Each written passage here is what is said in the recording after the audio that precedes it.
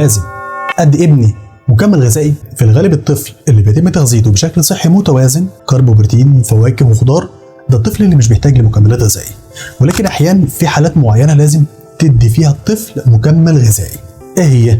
رقم 1 نقص فيتامين د. فيتامين د مهم جدا للاطفال علشان صحه العظام والاسنان وكمان النمو، وفي الغالب الاطفال مش بيحصلوا على الكميه الكافيه من فيتامين د سواء من التعرض للشمس او عن طريق الاكل الغني بفيتامين د.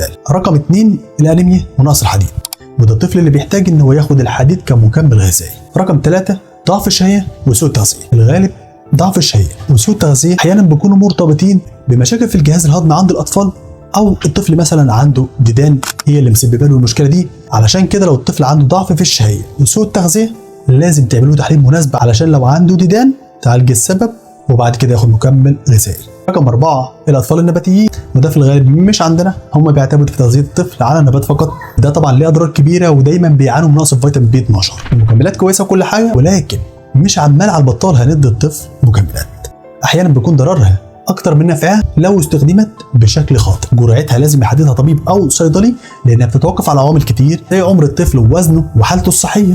الخلاصه ان الاكل الصحي هو الاساس، المكملات فقط وقت الحاجه وتحت اشراف طبي. اتمنى يكون الفيديو عجبكم، ما تنسوش الاشتراك والمتابعه وشيروا الفيديو مع غيركم علشان الكل يستفيد. سلام عليكم.